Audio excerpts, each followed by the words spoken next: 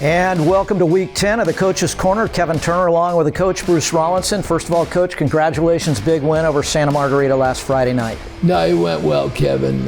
We promptly, put up 7, and then they came back. And the next thing you know, a 99-yard touchdown by Jordy, and then turn around and, 21-7, and then the floodgates opened, and I was excited because we kept our focus, we kept executing, we made a few adjustments on defense because they had some success early, and then we got some kids in, especially early in the second half, which they work hard and they deserve the opportunity to play, and I was really pleased with their success. And we came out relatively unscathed, and now we're ready for Week 10. I said this to the parents in my weekly email when I send the schedule out. I've said it to so many people. I can't believe we're going to Week 10. I cannot believe it. Halloween, the end of October, and we're prepped for the final push, and then we're considering this the part of the final push. Help the fans understand, because I was reading in Fryer's column, and we are taping on a Tuesday today. He had mentioned that Division I could potentially be limited to 4 teams. Did I read that correctly? Or up to 12? And that would put you in a 2-week bye scenario from now until you would play in a semifinal, essentially. How is that even possible? Fans, that's news to me. I've been assured, Kevin, that it's going to be an 8-team bracket. Everything is being planned for an 8-team bracket. There's a chance, if you looked at it today, we would have to play Orange Lutheran again. There's a big game up in the valley, Chaminade, and that could tilt it one way or the other. I doubt if they would do that. At that point, then you have to start to go, well, what are we doing? Yeah, well, the CIF, just so the fans know, there's a revenue split with the CIF once you get into the playoffs. So I can't imagine they would limit it to just 4 teams, or exactly. Cutting off their nose to spite the face. I mean, the quarterfinals, if we win Friday night with the number 1 seed, guaranteed a home game at the Bowl, and it'll be close to a sellout. So, you're exactly right. Everything is financial. I mean, I'll go on air on a podcast and say this. You reduce it down to 4, you have to start to think about, well, maybe we should just go independent. Yeah. Just bail. Right. And play a national schedule, and I don't hope that happens, and I don't think that's happening, and I'm not saying we're even thinking about that, but Servite's always been, a huge rivalry, modern day Servite going back, over 50 years, and certainly it was front and center during your era, and then you guys were in the Angeles League, then you split into the South Coast, but you kept the rivalry alive, and then back into the Trinity League, and they lost a lot of players, but it's still Servite modern day. They're going to bring their A game. They have nothing to lose, but it is, and I think it's more us coaches, especially me, who played in 3 of the great high school football games of my career against Servite. It always came down to the Monarchs and the Friars for a league championship, for a place in the playoffs. So, it's near and dear to my heart. I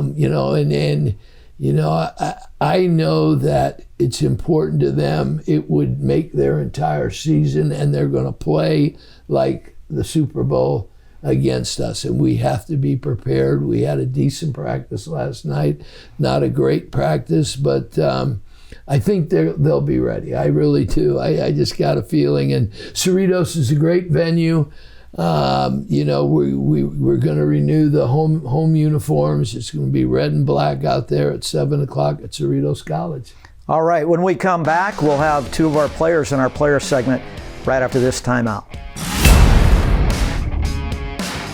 And welcome back to our players segment. Kevin Turner with Pavlos Arvanitidis, wearing number 50 and number 26, our freshman phenom, Cory Lavender. And gentlemen, thanks for joining us here on Coach's Corner. Thanks for having us. Hey, I want to talk to Pavlos, very special young man. For the fans that don't know, Pavlos is an outstanding special teams player. Had a great game last week, recorded some stats, got in the box score, but he's our MVP, folks, behind the scenes. He's not only a 4.5 student, but he basically runs this MDTV studio and does all the post-production work for us. So high five for you for helping us the last couple of years, and just one of the MVPs both on the field, off the field. So thanks for stepping in and joining us this week. Appreciate it. My pleasure. So what's it like to be, a senior in this program? You've paid your dues. You've fought through a lot of adversity. You find your way, finally up on the varsity your senior year, and you're making plays out there on the #1 team in the country. What's that like for you? I'm just so grateful, to be honest, to be able to have a chance to play for, now the #1 team in the nation again, and just be able to contribute to the great team that we have. So turn to Cory Lavender, if you will, for a moment, and just for 1 second say, just how lucky are you as a freshman to be playing? I mean, you can't take it for granted, right? Oh, you can't. Mm-hmm. Every day you got to come in focused, and that's what I see him do, and it's amazing to see the success that he's had, in his first year. So it's just amazing. Cory Lavender, big, and we were kind of joking with you before. How does a freshman get in here? Well, you have a pick six and you take it to the house for 70 yards. Congratulations, starting nickel, free safety. You're like the Swiss Army knife in that defensive backfield. What's it like playing for Coach McManus and being on this varsity team as a starter, as a freshman? I'm very blessed. I've talked about it for a long time with my parents. I've always dreamed of being at Mater Dei, one of the big high schools. And coming in, I was working a lot in the off season with Coach McManus and Coach Pat. They kind of guided me through this whole process, and I just put in work all through the off season.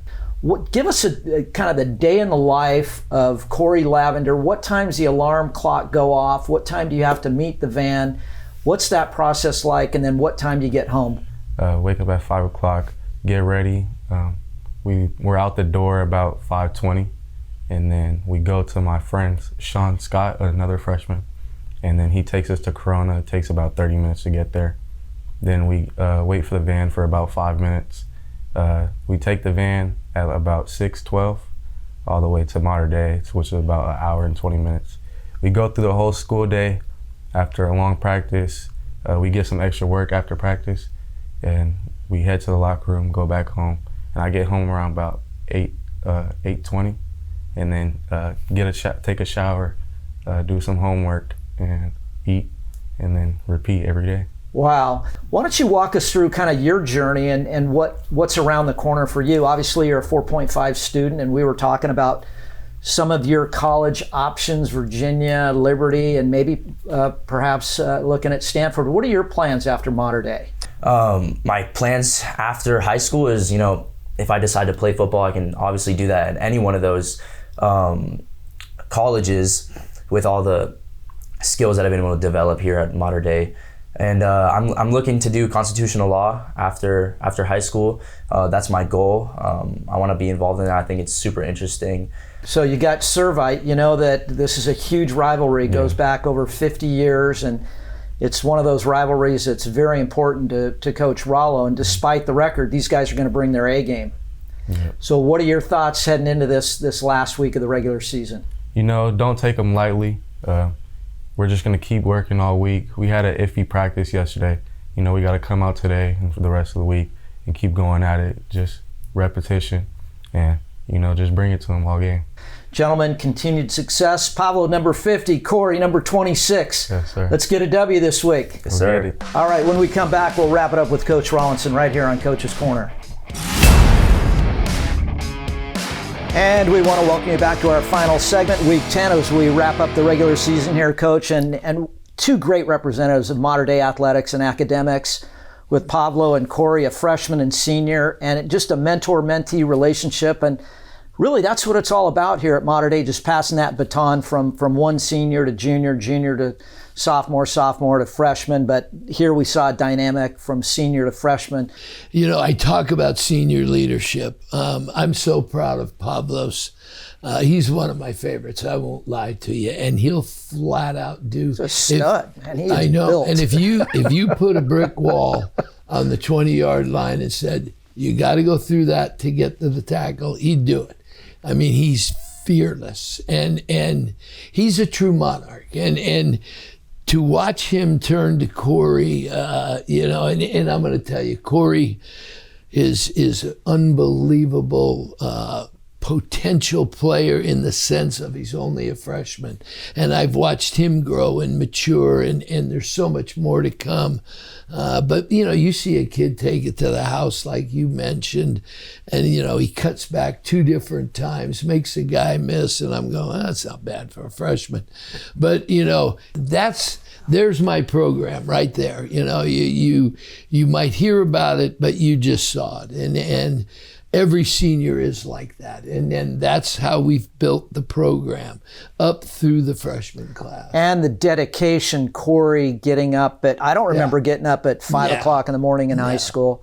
Tremendous dedication for these young men to pay the price to come here for this wonderful opportunity. It is a sacrifice. And you have to, you know, they don't complain, but they knew what they were getting into. But some of them don't adjust to it, and it's harder for some. You can see he's got his eye on the prize, and he said something. My mom and dad keep track of my academics. That's all we need is family support. You get parental support on the academic end, you're rocking, and your life's that much easier. Hey, just a reminder, none of this is possible without our big fundraiser. We've got the Rollo Invitational coming up in December. We want to invite all of you to go to our Mater Dei football website, our new and improved, and you'll see that on the scroll on the bottom of the screen here. Yep. MaterDeiFootball. Is it .org now? No, it's still .net. Okay, .net. All right. So let's correct that. But you'll see the graphic at the bottom of the scroll here, and we've got to make our fourth quarter push. We need more people attending. It's always been sold out, but we're going to really plea to all of the Monarch faithful, the Monarch Nation, to make sure you get on the website, make sure you get registered. Like I said, I play in a lot of these hit and giggles all year long. This is the best fundraiser, the best charitable golf tournament you'll play in all year long. I bring my clients and friends, and it's a blast. There's no other way to put it. Well, it's how we run the program. That's our number one source of revenue. End of story. You know, Christmas trees. I mean, come on. Yeah. You know, we need sponsorship. First, we need players. We need sponsorship, and then direct donations. You know, a lot of you have followed me and followed my career. You enjoy what we do. Help us out. That's all I can say. Help us out. Whatever monetary amount or sponsorship, or come along. We have a ball. It's a great day. Big shout out to Andrew Littlefair and Clean Energy. They've been our title sponsor since we started this thing. Almost a decade ago. Obviously, Bear and Hooker Crook, big sponsors and help us out through the podcast. But really a special shout out and recognition goes to Andrew Littlefair and the Clean Energy team. You know, I'm blessed. I make a phone call usually in July, maybe late June, July, and I get Big Andrew on the phone, and he starts laughing, and he goes, "Oh, here comes the yearly ask." He goes, "I'm in as long as you're in." And that sponsorship doesn't come cheap, but we're blessed to have. I'm blessed to have men like that, and my appeal letter's going out to a bunch of you. So if you want to avoid me pleading to you, get signed up. All right, Coach. Best of luck this weekend. Can't believe we're already in week 10. Take us out. Well, you know what? Be up at Cerritos College and watch a good old Catholic school bloodbath. Rock and roll, baby. Bear, Hook and Crook, Rollo, Kevin, we're out. It's on Friday night. Bye.